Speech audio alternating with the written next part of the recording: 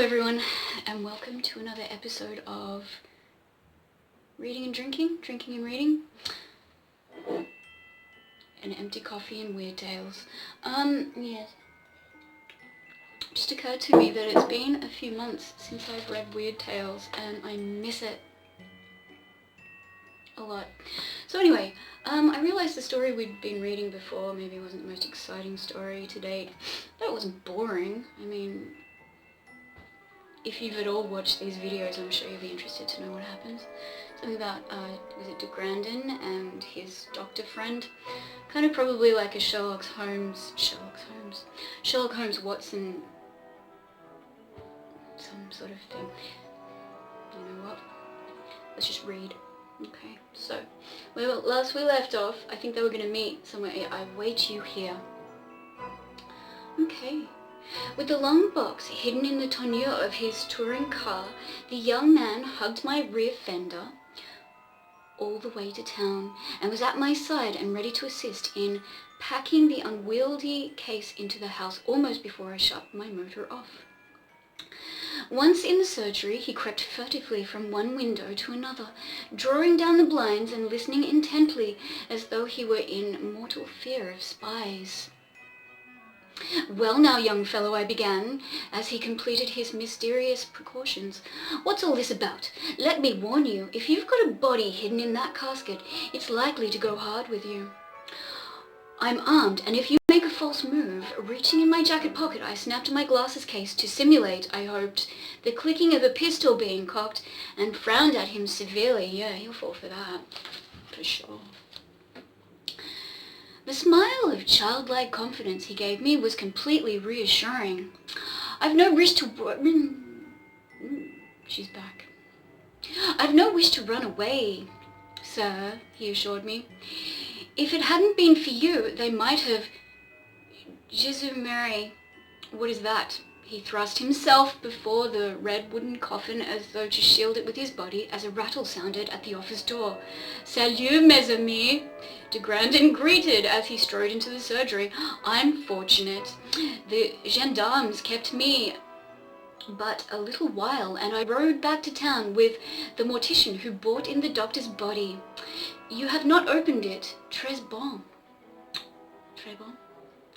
I shall be delighted to assist you." "Yes, let us hurry, please," our visitor begged. "It has been so long," a sob choked his throat, and he put his hand across his eyes.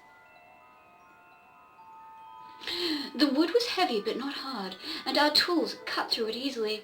In 15 minutes we had forced a lengthwise girdle round the box and bent to lift the lid. "Nikakova," breathed the young man, as a worshipper might speak the name of some saint he adored. "Sacrement from de Grandin swore in French. "Good heavens," I ejaculated. A coat of hoarfrost fell away in flakes, and beneath it showed a glassy dome with little traceries of rime upon it. Between the lace-like meshes of the gelid veil, we glimpsed a woman lying quiet as in sleep. There was a sort of wavering radiance about her, not entirely attributable to the icy envelope enclosing her. Rather, it seemed to me she matched the brilliant beams of the electric light with some luminescence of her own. Nude she was, as any Aphrodite sculptured by the master craftsman of the Isle of Melos. A cloven tide of pale blonde hair fell down each side of her face and rippled over ivory shoulders, veiling the pink nipples of the full-blown low-set bosoms and coursing down the beautifully shaped thighs until it reached the knees. Wow, this is getting pervy. The slender, shapely feet were crossed like those on medieval tombs, whose tenants have in life made pilgrimage to Rome or Palestine. Her elbows were bent sharply, so her hands were joined together, palm to palm, between her breasts, with fingertips against her chin. I could make out gold flecks. I could make out gold-flecked lashes lying in smooth arcs against her pallid cheeks, the faint shadows around her eyes, the wistful, half-pathetic droop of her small mouth. Oddly, I was conscious that this pallid, lovely figure typified a combination and austerity of sculpted saint, lush, provocative womanhood, and the innocent appeal of childhood budding into adolescence.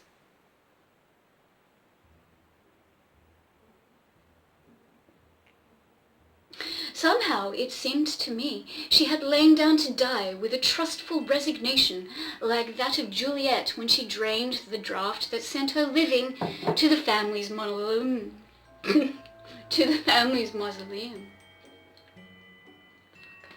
Nikakova, whispered our companion in a sort of breathless ecstasy, gazing at the quiet figure with a look of rapture. Hein! De Grandin shook himself as though to free his senses from the meshes of a dream. What is this, monsieur? A woman tombed in ice? A beautiful, dead woman? She is not dead, the other interrupted. She sleeps. Tienne's, a look of pity, glimmered in the little Frenchman's small blue eyes. I fear it is the sleep that knows no waking, mon ami. No, no, I tell you, almost screamed the young man. She's not dead! Pavlovitch assured me she could be revived. We were to begin work tonight, but they found him first, and something, de Grandin bade. This is the conversation of the madhouse, as meaningless as babies babble. Who was this Dr. Pavlovitch? Who was this young woman? Who, by blue, are you, monsieur?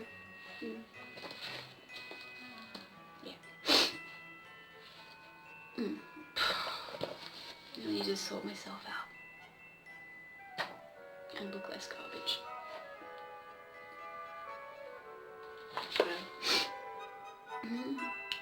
The young man paid no heed, but hastened around the coffin, feeling with his familiar fingers for the series of small buttons which he pressed in quick succession.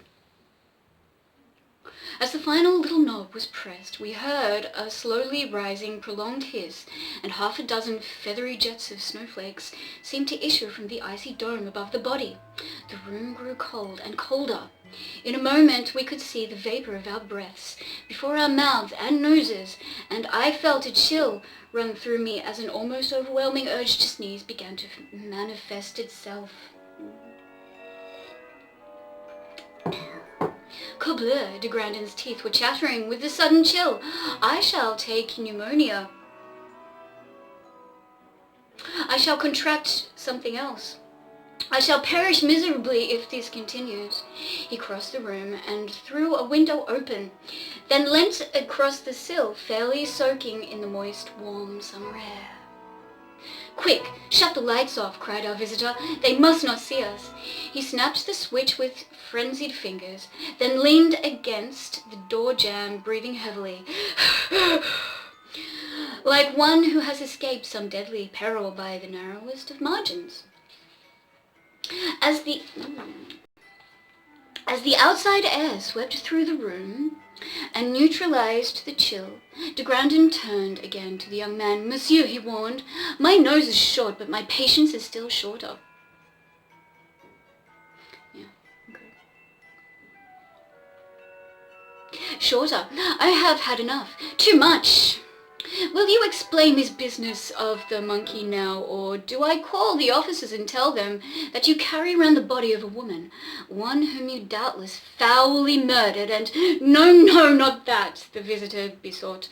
Please don't betray me. Listen, please. Try to realize what I say is true. My friend, you cannot put too great a strain on my credulity, de Grandin answered. Me, I have travelled much, seen much, known much. The things which I know to be true would make a less experienced man believe himself the victim of hallucinations. Say on, mon ami, we listen.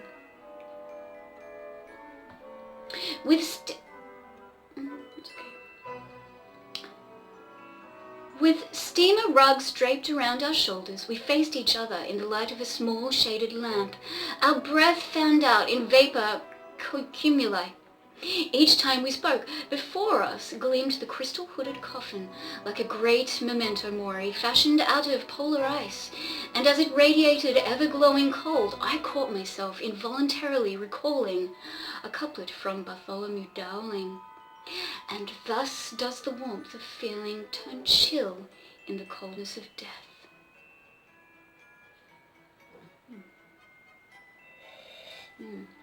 Thus indeed. Till then, the rush of action had prevented any inventory of our visitor. Now, as I studied him, I found it difficult to fit him into any category furnished by a lifetime's medical experience. He was young, though not as young as he appeared, for pale blonde colouring and slenderness lent him a spacious air of youth which was denied by drooping shoulders, trouble lines about his mouth and deep-set melancholy eyes. His chin was small and gentle, not actually receding, but soft and almost feminine in outline. The mouth, beneath the scarcely visible ash-blonde moustache, suggested extreme sensitiveness, and he held his lips compressed against each other as though the trait of self-suppression had become habitual. His brow was wider and more high than common, his blue eyes almost childishly ingenuous. When he spoke, it was with hesitancy and with a painfully correct pronunciation which betrayed as plainly as an accent that his English came from study rather than inheritance and use.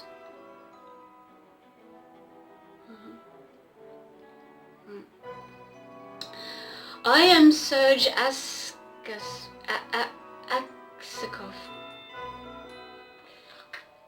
I am Serge Aksakoff, he told us in his flat, accentless voice. I met Nikakova Gapon when I was a student at the University of Petrograd, and she a pupil at the Imperial Ballet Academy. Russia in 1916 was honeycombed with secret liberal societies, all loyal to the little father, but all intent on securing something of democracy for a land which had lain prostrate underneath the iron heel of an autocrats for 20 generations. That's fascinating. Perhaps it was the thrill of danger which we shared. Perhaps it was a strong thing. At any rate, we felt a mutual attraction at first meeting, and before the summer ended, I was deeply in love with her, and she returned my passion. All right, one more paragraph maybe. No, wait, no. Yeah, okay. Our society numbered folk of every social stratum, workmen, artisans, artists, and professional people, but mostly we were students ranging anywhere from 20 to 16 years old. Two of our foremost members were Boris Proudhon and Matrona Rimsky. He was a tailor, she the mistress of Professor someone's of the University of Petrograd, who, as a physicist, was equal to in learning and surpassed him in his daring of experiments. Experiment. Proudhon was always loudest in debate, always most insistent and on aggressive action. If one of us prepared a plan for introducing social legislation in the Duma, he scoffed at the idea and insisted on a show of force, often an assassination of officials whose duties were to carry out unpopular things. Matrona always seconded his violent proposals and insisted that we take direct and violent action. Finally, at their suggestion, we signed our names beneath theirs to a declaration of intention in which we stated that if peaceful measures failed, we favoured violence to gain our ends. Okay. Are we going to leave it at that? I don't know, man. How much more do we have to go? Okay. Ooh. Yeah, it's a bit, well, I mean, we'll get through it, I'm sure. Oh, okay, so a few more pages. So there you go. I think that's part 3 of Frozen Beauty. Where are we up to? Yeah, okay, so they signed something to be violent in Russia in 1916. I'm not familiar with Russian history, so I don't really know what that means. Yeah, anyway. If you've listened to this reading of Frozen Beauty Part 3, is it by Seabury Quinn? Isn't it? Yes, I think it is. Ooh, I'm cold. Seabury Quinn. Alright, if you've listened to this, thank you for sticking with me and listening. I've enjoyed reading it. I hope you've enjoyed listening. What's it all about? Who is she? Who is she? Well, we know who she is now, don't we? Because I just read that. She's a ballerina. So obviously they've had to smuggle her out of the country for some fucking trumped up reason. But, you know, I'm sure we'll find that out too. It's Saturday. I'm going to go and do some stuff. I'm going to go outside. I'm going to go for a walk. Because I don't want to be inside all day. Fuck. Okay. Thanks for joining me.